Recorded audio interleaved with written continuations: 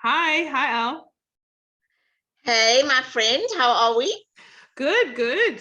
Having an interesting week, interesting energies. Today is especially interesting for my body, but we are here. Yeah, We are a lot of walking through it. Walking through it. A lot of the ascensions and symptoms, right? I think that's certainly what I've been experiencing. For sure. Headaches, strange kind of headaches, though. Headaches that I haven't had before, Yeah. I mean, I have headaches, but these are different. Fatigue, Yes. sleep deprivation. Okay. I'm hearing you on that. Wow. And as you know, my body's super sensitive when it comes to energy. So I'm always feeling it when the energies are coming in like en masse. And so I feel there's like a huge wave we're kind of walking through right now. But the sleep, if someone finds it, please send it my way. Exactly right. I mean, wow, that's been quite hectic. I'm going to use that word with intent. But we also, to say we haven't recorded for a while, Tassie. So we missed a week. That's a circumstance. Yeah, we missed a week, but also I think we also want to just be clear that we're not too hung up on the weekly kind of things. It's like being in the flow, whatever happens, we just flow with that, and we present a video when all the timing is appropriate. That was Mercury. You are welcome to meeting him. Oh, bless him. He doesn't miss a chance. No, he likes to be in the limelight. Yeah, he loves the limelight, definitely. Yes, so I think you make a valid point there, Taz, is for us, it really is around when we feel called to share a message, then we do. Yep. And I love that. I love the fluidity of that. This term has come up, I want to say infinitum, Taz, in the last 2 weeks for me, from different spaces and different circumstances. Yes. This word flow and fluid or fluidity has been coming up so much. And I think it really kind of links beautifully into what we do want to talk about today or share. Yes. And the subject matter of as within, so without. Yep. But then you shared a beautiful post on Insta the other day, and I'll give the next one and you can give the third one. As above, so below. As within, so without. And as the universe, so the soul. Beautiful. That's the full quote by Hermes. So just because I don't think they can be separated. No, it has to kind of be, you have to encapsulate that entire kind of, the entire phrase. You got to get the full meaning of it. Yeah, absolutely. And just the interconnectiveness of it all. Of everything. Of everything. Yeah. So important. Okay, so how do we want to kick off the as within, so without? I mean, because I think whilst it's all connected and we can join the dots, this is the kind of message. I want to say it's almost a mantra for me. Yes. As within, so without. I use it constantly. Yes. In my waking hours. If I'm not saying it out loud, I'm certainly internalizing it. In this constant space of wow, what is happening in my outside world that I'm very quick to want to blame. Yes. And then this aha moment, this flash of Alison, go into present state. Be in your presence and acknowledge the observer within. Yes. And that I think it's taken I mean, years to, and I don't say I've mastered it, Tess, by any stretch of the imagination. Yeah, we are constant students. This is the thing. So we'll always be mastering something, and it'll show up differently as we evolve as well in our path, on our journey. Yeah. So, but I think the point I do want to make here, certainly from my perspective, is that the starting point of this for me is awareness. Yes. So one has to be in some form of awareness that within everything that we carry, we internalize the emotions, the thought processes, yes, the programming, all of that will manifest in the external environments. Absolutely. So if that awareness just sits for a moment, and you know, that was my starting point, yeah, in my journey anyway. It was just when those messages were given to me by various teachers, not, you know, various modalities that I studied, was just this thing of, you know, your external environments are a mirror of your internal. In essence, you are constantly creating your reality. Beautiful. So you're constantly in a state of creation, manifestation, always. This is for me what this you know, part of this quote, the as above so below, as within so without, that's what that means for me. And I mean, on my personal journey, I think that was even before, you know, having teachings shared with me by others and learning through, you know, reading and all those kind of things, was actually with going through the dis-ease. So the dis-ease in anyone, in any shape, in any form, is a manifestation, an outward manifestation of what's going on internally, or what you are not addressing and what is unresolved internally. So there is so much power in understanding and sitting with that awareness of, yes, as within, so without. And for me, it was that. It was just the awareness. I kind of had to go away and reflect on that. Mm-hmm. Before I could move into almost what I want to term, and sorry to get linear with this, but it maybe just gives a little bit of inner standing, yes, is that once I had that awareness, and it was very much part of my being, you know, then I could move into the next kind of phase of, well, okay, Elle, now you have to become anchored in the present state. Yes. It can't be in future, can't be in past, got to be in the present moment, in the now. That these just, again, the power of now, a discussion I also just had this week. There's so much power in being present. Yeah. So because when you're that present, you then, through definition, become the observer, not of everything else. I mean, that we can do of self. Of self. It's the observer of self. It's that ability to go inwards. I had a beautiful conversation with someone last month, I think it was, and we were talking about something, not to get too personal with it, and she said, she's a healer, and she said, how are you feeling right now? And I said, I feel like somebody's turned me inside out.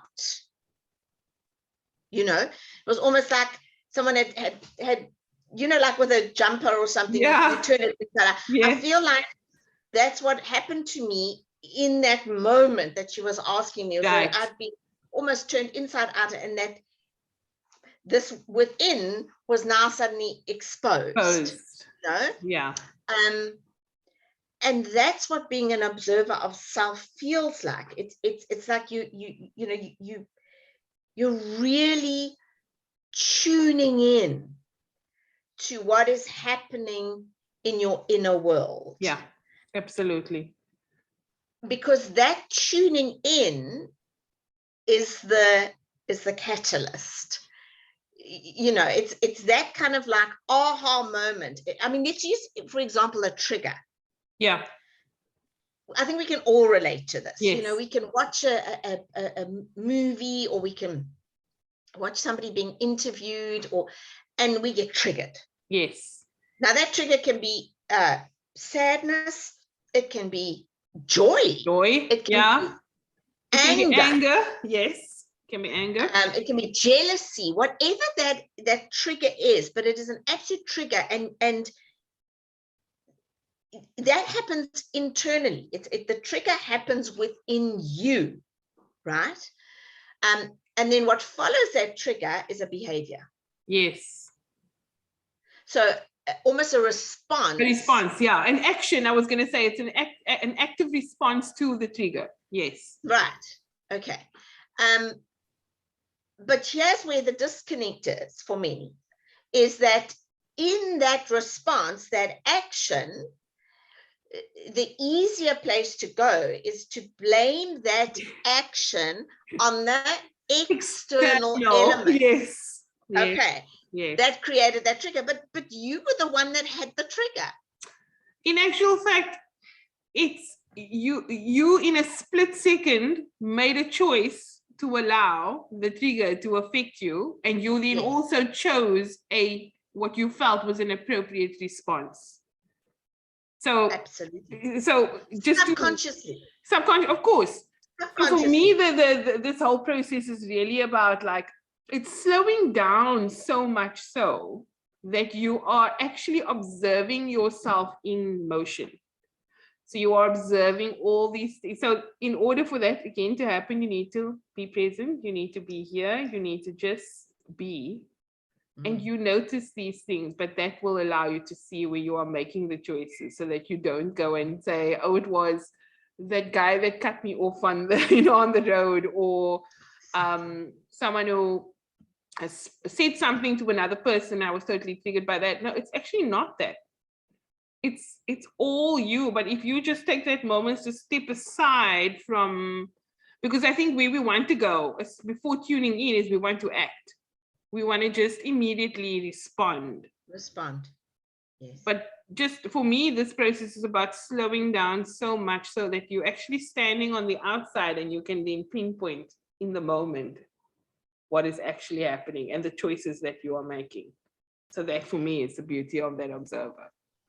Totally. I mean, it's let's use listening as an example. I think this is a great and I have to be hand on heart, openly acknowledge how I've had to work on my listening skills, because what I observed when I went into that observer state, of observing self, that when a message is being shared with me or somebody is interacting with me, I go into the listening space of responding versus understanding. I don't like the word understanding. I think we've spoken about this before, because understanding doesn't do it for me, but the connotation is not quite great. The understanding is greater. Yes. So whereas if we just listened from a space of understanding, sure, at some point there would be a response, but the response would be from a reflection perspective, or a deeper space than just that instantaneous respond, which more than often comes from ego. Yes, when you're listening to respond, you're not present and giving the person the full respect that they require in that moment. Yeah, exactly. So then where are you? Then you are, you're responding from ego and not from heart. Precisely. Yeah. Exactly right. And Taz, I think I know it's been happening in your world, certainly been happening in mine, where people have been reaching out. Yes. And rightly so. I mean, wow, we've, it's been tough. I mean, for humanity, it's been a really tough linear time, 2 years. But what I think the messages that are coming out so often for me is people really battling with the external, the without. Okay, so what's happening in the world? My job situation, the fear of possibly losing income. All of these things that are so fear-based, that are external. Yes. And I get it, and I understand the bombardment. We're being bombarded with all of this external stuff that's happening on the planet. But the reality of this is, then what are we doing to change this reality? Yes, but as the collective of humanity on this planet, because we are a collective, we're a collective energy on this planet. What are we doing internally to shift the external reality? Because if there's chaos in your space, chaos outside of your space as well. It's chaos. So that chaos is being generated from within. It is a projection out into the external, which is then manifested. And mirroring back to you. And mirroring back to you. So if we look at this full quote by Hermes, right? So it really does refer to the microcosm and the macrocosm of existence, right? So us being generally referred to as the microcosm, the human body or the human experience, and the macrocosm being the universe. So yes, collectively. Or the multiverse. The multiverses, all the dimensions that exist, right? Of this reality that we are experiencing. So someone might be sitting here thinking, well, now, okay, we're talking about the collective, but now what do I do? What do I do? But you are part of the collective. You are in the soup. So know that if you just take the moment to slow down and to tune in and be aware and observant of your thoughts, that you are creating a ripple effect. And that by doing that, it's almost like, for me, it's a form of like sacred activism that you're almost doing, that you're undertaking in that moment. Because that ripple effect is just you being. And so you are extending that energy around amongst everyone that is in your space. Anyone you interact with, anyone that you are in, like a family that you live with, friends, colleagues, all of those people are going to be affected by your energy. Thought is energy, action is energy, voice is energy. So it's about not saying, oh, well, what can one person do? You are in the collective. So plant the seed, make the change, start with you. I just wanted to say, that's what Gandhi said, right? Be the change you want to see. I mean, what profound words. No, I love that, Tassie, the way, you explain the macro and the micro, and I think this is possibly an aha for some, may not be for others, but we have been so conditioned to believe that we are separated from source. However you perceive source, from each other. I mean, and we are all source, right? So, but from each other. Source. If we're going to go real grassroots level, it's from each other even. Absolutely. From well, this is the thing. So this word separatism, okay, is probably one of the most toxic energy. constructs that we have, and yes, energy, because it is energy, yes, that we deal with on this planet, you know, is this belief that we are completely separated, that we are individual. yes, and you know, and it goes back to, I mean, even in certain religions, with all due respect, is this separation of, there is this entity, whatever the, you know, the entity is chosen to be called. I will just use the term God. yeah, Creator, you know, source, the universe, whatever you want to the call universe, it. the multiverse, whatever, but that we are these tiny little kind of beings that are, I'll use my, you know, my fist as, you know, so here's beautiful source. And all that is, and then there's us, way separated, and this of course is the illusion. We are source. Everything. I think we had this in one of our last video. Is that all of it is source, all creation. All creation is source, and we are unique expressions of that source, but we have that essence, that, you know, of source within us. Yes. So then, and to your point exactly of energy, and it's such a great way of explaining it. I mean, everything but everything. Everything. In our, let's use universe because it's easier to get our heads around, is energy, including us.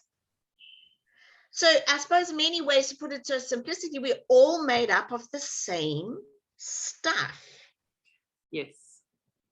We are.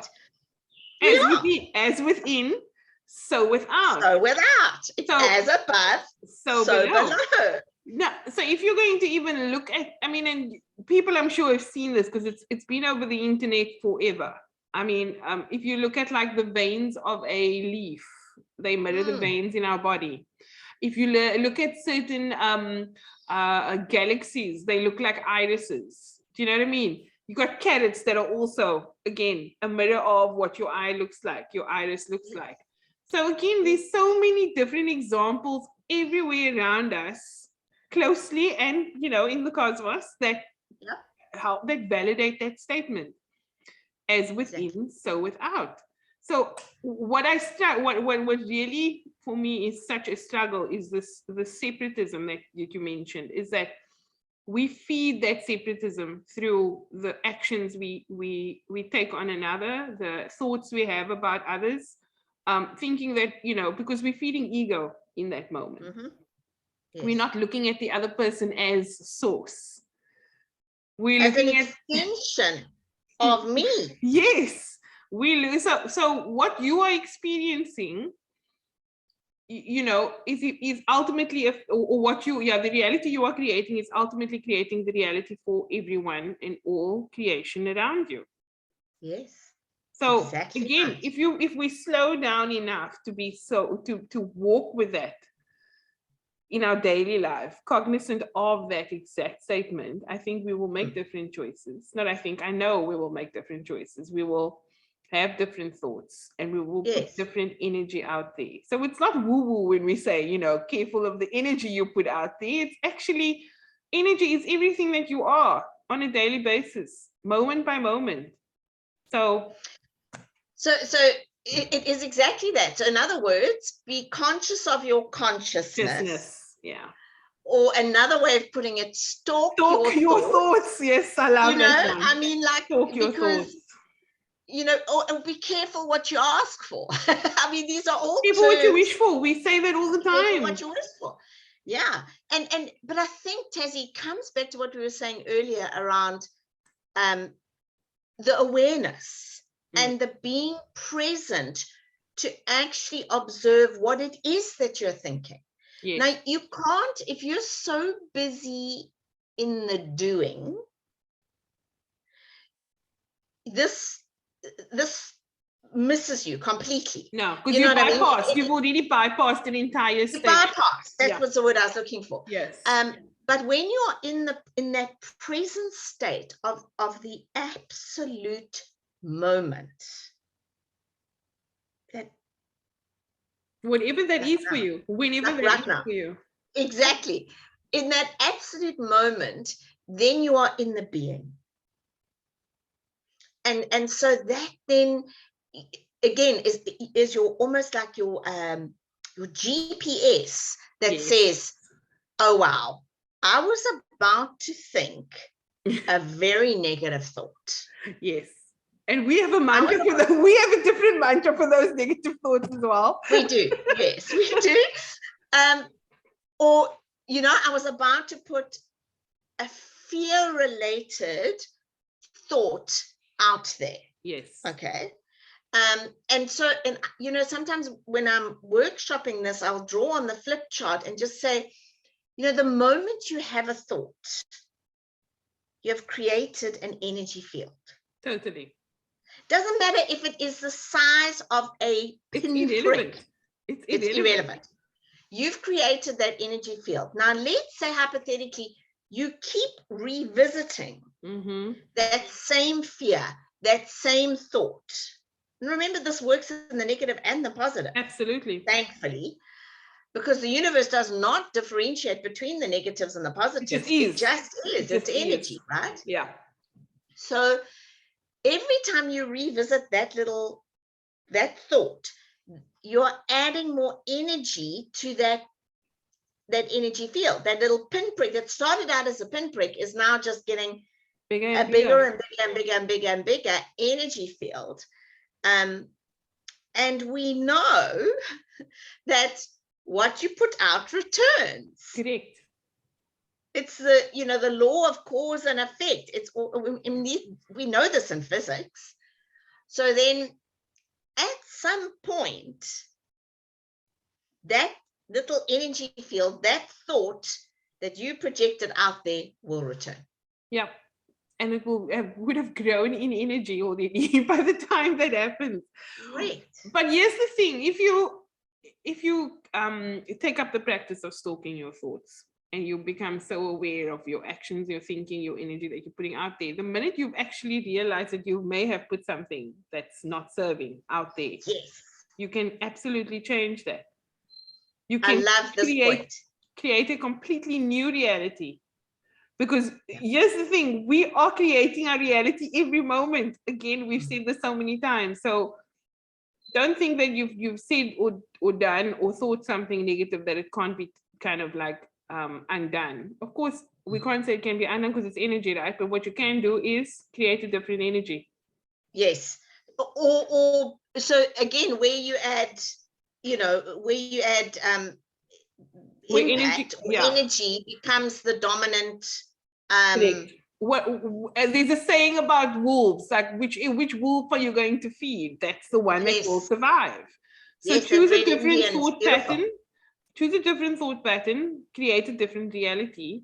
I'm not saying these things happen overnight. As I'll say, we're constantly learning. We're still mastering. It's a work in progress, because as you evolve, you are almost adult. I don't know. Greater kind of circumstances that require a bit more of your energy and your focus to kind of master it. But you know, once you've got the basics down, then there's also another thing about, if you think of a yellow car, you'll see a yellow car, right? Well, exactly. Or so 100%. I mean, like, and we've created this so many times. We've experienced this so many times, you know, with ourselves. Like I would have said, oh, you know, I was thinking about this and I was thinking, and it happened. You know, again, well, you think about somebody, and they call. And they call, or that you get an Instagram message or a Facebook message, and you think, oh my word, I was just thinking about that person. Like, sorry, this is not random. Again, we are all connected. So the fact that that person reached out, or for me, even like if I've dreamed of someone, which this, I don't often remember this, but if I've dreamed of someone, that person was, you know, in the astral, we were certainly connected. There's so many dimensions to this reality that we are experiencing. So don't think that, and I think, again, we must have mentioned this before, but that you are not an island, and you are not the only person affected by the energy that you're putting out there. So just, I think if we think about our existence and our journey in that way, there's so much we can do as a collective, but that it starts with us. Yes, no, absolutely, Taz. And I mean, I know this just from walking into, and look, we both feel and read energy. So, but you know, I can go into an organization, a business, where there's a collective of people sitting, you know, possibly in an open plan office or whatever, and you can sense the energy frequency, because remember, energy holds frequency, right? So I'm very susceptible to this. I mean, I can literally walk into a space and be, wow, this frequency is low. It's you know, I mean, sometimes I feel ill. Yeah, because your frequency is affected by that the minute you walk into that. Oh, totally. So, I mean, it's like it's almost like a brick wall, and I feel like I'm walking through treacle. You know, it's like everything goes into slow mo. And then, you know, you start having the conversations and you realize, wow, okay, this is an unhappy environment. Yeah. For whatever reason. And collectively, with the humanity that is there, okay, has lowered the frequency. They're feeding that exact environment. Yeah. Exactly right. You know, a great way to test this is to sit in a group environment, you know, like, I don't know, having drinks with a group of people, or having dinner with a group of people, and, you know, test it in terms of conversations. So, and you know, I mean, in South Africa, I know we can shift into negative conversations very easily, very quickly. You know, so we can move into talking about load shedding, you know, the electricity situation, or you know, whatever it may be, corruption, or and you can feel instantaneously how the energy shifts in that group, or in that room, or around that table. It's actually a great exercise to start training yourself in being very aware of energy, you know, shifts, and feeling it and reading it, and then also I think to be responsible for your own, as you just said. I mean, we all hold this responsibility of, well, energetically, what am I putting out there? Because it's contagious. Yes. Right? It's absolutely contagious. Or on the reverse, do I choose to remain in the space where there is negative energy, or negative conversations? Or that's a choice. But all of it is choice. Everything is choice, right? I mean, as everything is energy, it's also as a result of a choice that was made by someone or someone's collective, right?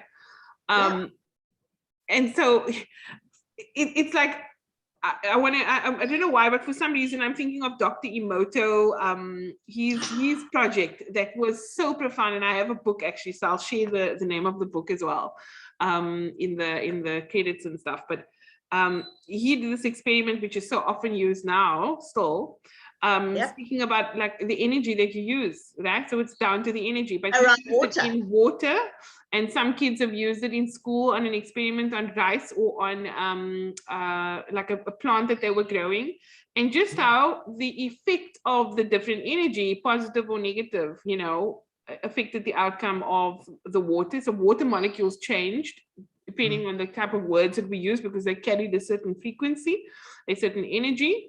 The same with the rice, it would either go moldy or it would stay the same. Same for the plant, it would either flourish or it would die. So for some reason, I'm thinking of that, because if we think about it, we are that thing, you know, as a collective. Whatever we're saying is being projected onto the collective as well. Yes. So it is feeding that. So it's not it's not saying that it only is in the collective energy that this can change or shift. It is in the individual energy that you have that you have in your thoughts, in your being, that affects it all as well. So yeah, definitely do the test. Do the test like Al has said, but I mean, just be cognizant of it. And try it on anything. If you want to try the experiment at home, I think you'll be surprised what you'll find on a plant and what it's been able to receive from you. It's a great experiment. I mean, I think animals are a great mirror of that too. But where I wanted to go, Tassie, is, you know, we were talking about just that thought, right? But now imagine, let's say, for example, I'm going to use a really random negative thought, you know, that you have a perception that a certain road or a freeway or a highway is dangerous. Yes. Okay.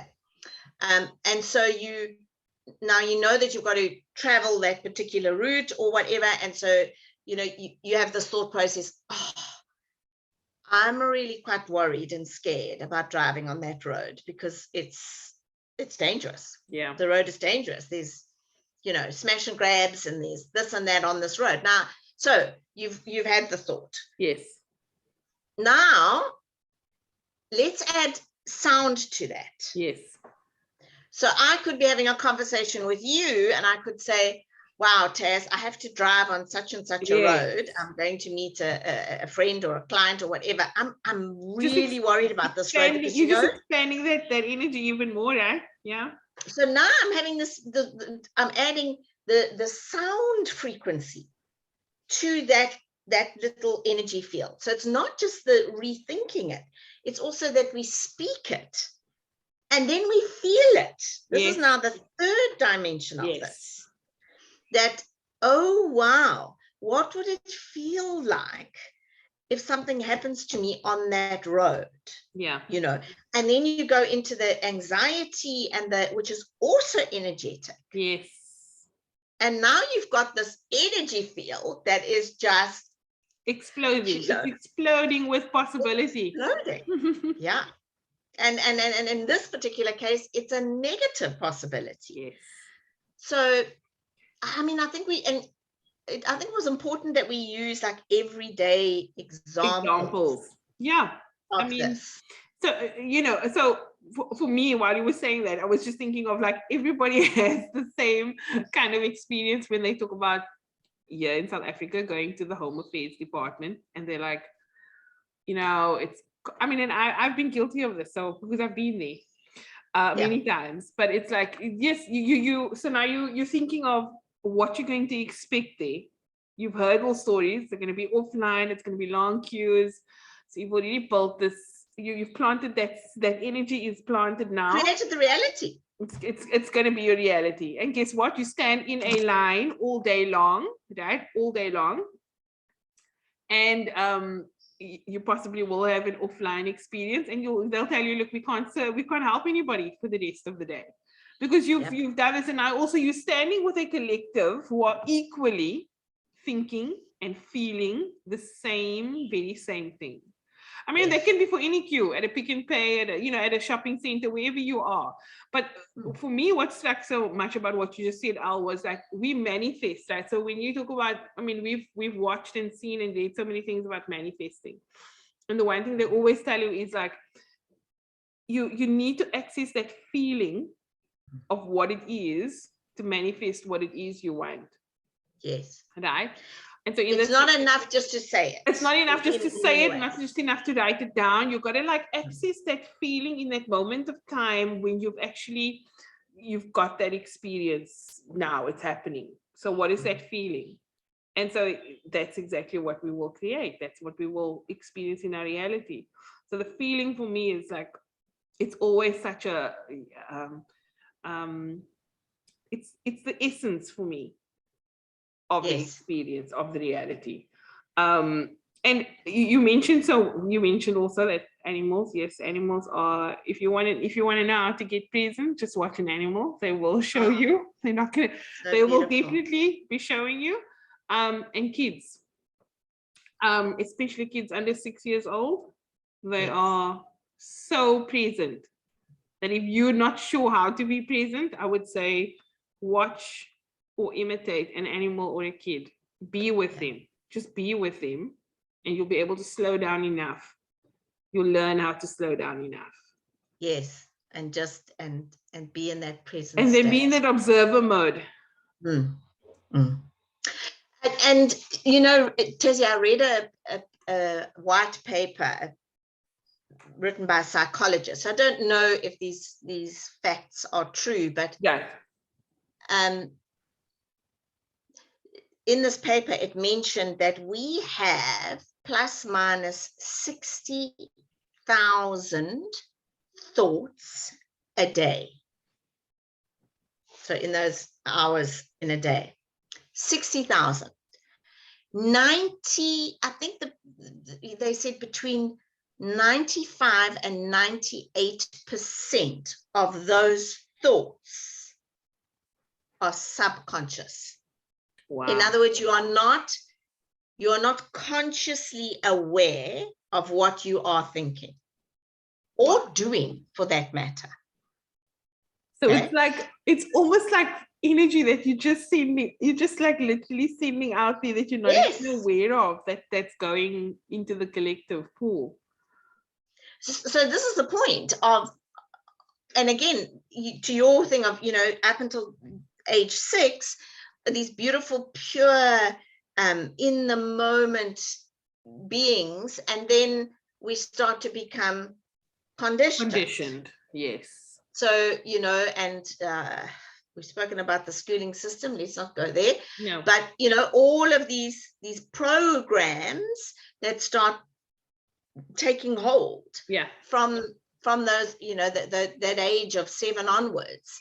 And unfortunately, in the world in which we live at the moment, it's logic, you know, it's all the logical kind of stuff, and we almost suppress the creative stuff. Of course, and the play, you know, that part of us becomes suppressed from that age, because it's like we all get boxed into, you know, whatever society into those, exactly, into linear kind of thinking and boxes, whereas we are, as beings, quantum. Limitless, multidimensional, that's creative. What we actually are. Yes. Yeah. So again, if you're thinking about those statistics, you know, 98% of those thoughts are I mean, wow. That's it. How can you, and I always say, one of the ways I've kind of worked with this, Tezzy, is being aware, yes, but also questioning my behaviors. So when I behave or act in a certain way, where is it coming from? Well, yes. So, but even before that, I'm kind of conscious of like, wow, did that behavior serve me? Because I can only speak for me. I can't speak for the other people around me, but did that behavior, the way you reacted to something or you were triggered by something, has that actually served you? Yeah. And if the answer is no, then I have the responsibility to shift whatever that toxic stuff is that's sitting within me, that's programmed or conditioned or experienced or whatever it is. I now have to go away and journey, you know, that journey of changing that particular thought process or belief in me.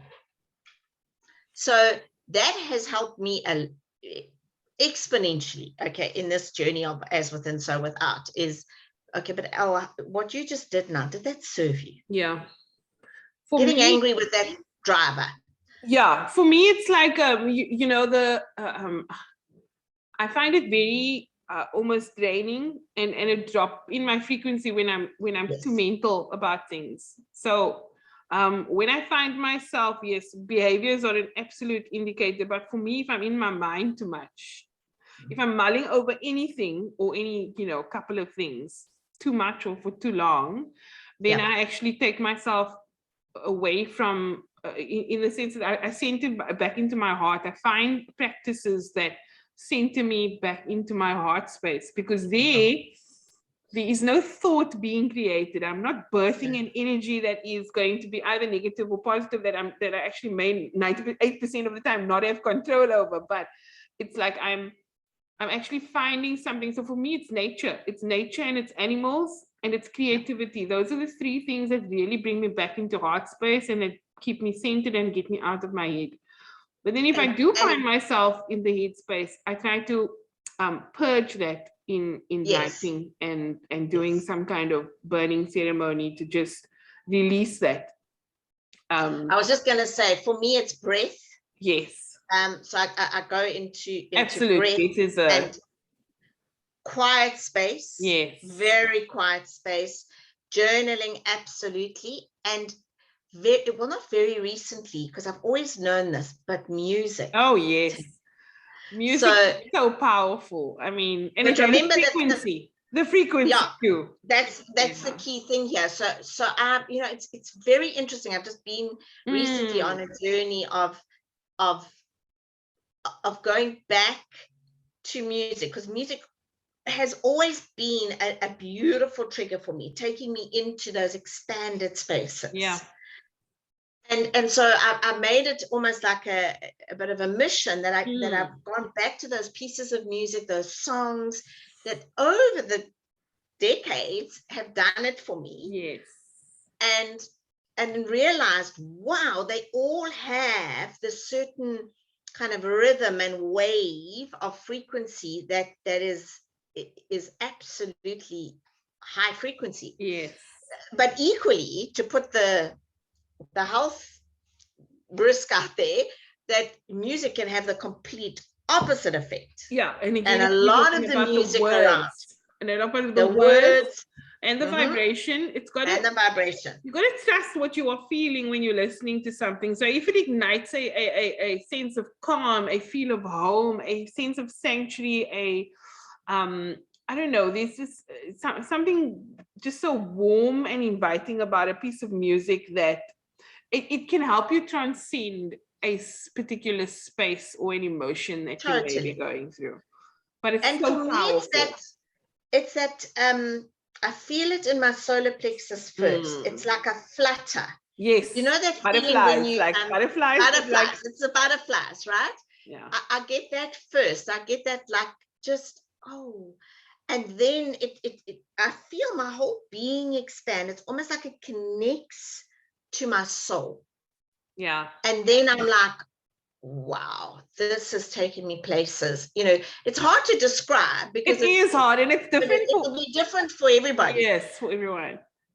But you kind of just want to burst out laughing or move. I want to just move.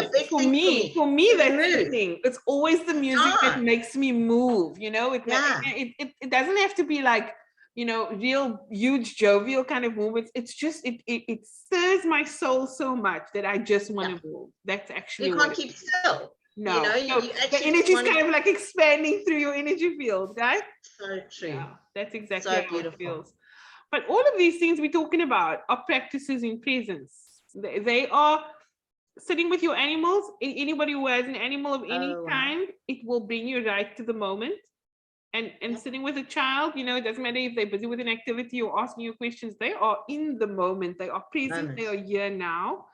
Breath absolutely is always a go-to. I mean, as a humanity, we don't breathe enough. As people occupying a physical vehicle, we do not breathe enough. So all of these things we are talking about are really just practices in being present. Absolutely. And just this week, actually, I was chatting to a friend of ours, and we were talking about the power of now. It's a brilliant book. Beautiful and book. there's a handbook that goes with it, which I think is just so valuable as well. Exercises that you can partake in your daily. So, there are so many ways, but find what feels right for you to bring you to the now. Into the now.